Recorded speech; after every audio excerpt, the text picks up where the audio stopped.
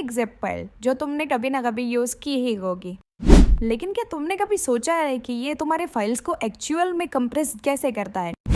तो जब भी तुम किसी फाइल को जिप करते हो तो वो दो कंप्रेशन एल्गोरिथम से हो जाए। उसमें से पहला होता है LZ77 और दूसरा होता है हफमैन एन्कोडिंग। चलो पहले LZ77 को समझ लेते हैं। सपोज तुम्हारे पास एक टेक्स्ट फाइल है जिसमें कुछ टेक्स्ट हैं, जैसे कि Shahid is a great solo, Shahid और more such form है। तो तुम्हारे पास ये एक टेक्स्ट फाइल है और उस टेक्स्ट फाइल में ये टेक्स्ट लिखा हुआ है।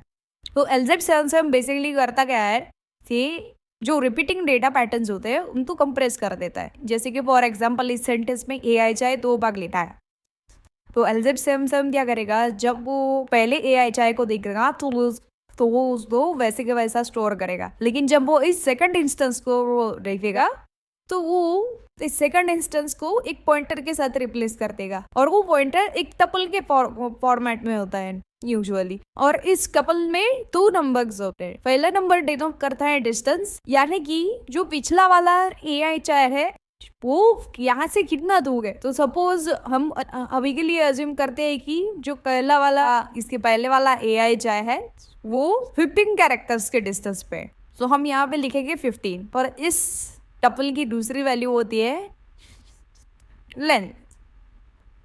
अब ये लेंथ क्या है, तो ये लेंथ डिनोट करता है कि 15 कैरेक्टर्स पीछे जाने के बाद हमें कितने कैरेक्टर्स की मैचिंग सब स्ट्रिंग मिलती है। सो हमारे केस में ये है 6 कैरेक्टर्स, तो हमारी लेंथ भी होगी 6।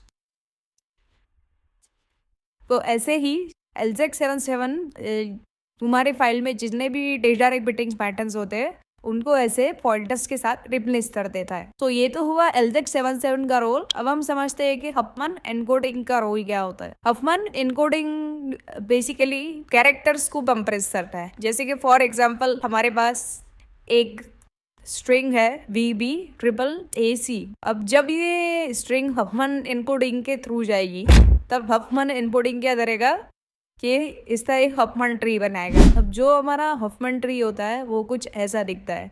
अब हम इस हफमैन ट्री के डिटेल्स में नहीं जाएंगे, जैसे कि ये कैसे बनता है।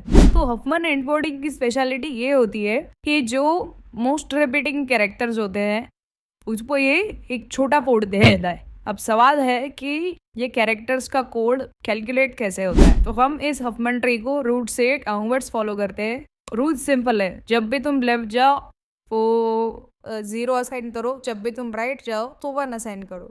तो अभी हमारे इस हफमैन ट्री के अकॉर्डिंग A का कोड होगा 0। A के लिए कोड हमने 0 असाइन कर दिया। अभी B के लिए कोड होगा, अभी क्योंकि हम राइट जा रहे हैं रूट से तो फिर हम लेंगे 1 और फिर हम जाएंगे लेफ्ट, तो इसलिए B का कोड हो गया 10। अभी C के लिए सिमिलरली कोड होगा 11, क्योंकि हम 2 बार राइट जा रहे हैं रूट से।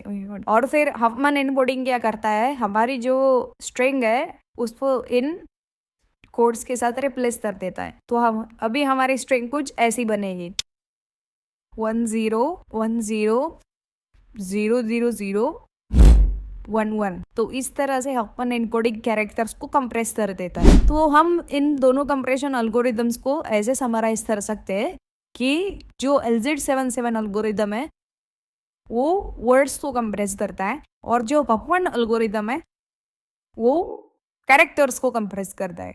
और हम हमारे कंप्यूटर्स में जो भी कंप्रेशन सॉफ्टवेयर यूज करते हैं, जैसे कि ट्विन RAR और जैसे कि 7Z, तो ये दोनों सॉफ्टवेयर्स भी पॉपुलरली LZ77 और हफमैन एल्गोरिदम्स को यूज करते हैं। और बस हो गया, अब कर सकते हो उसको।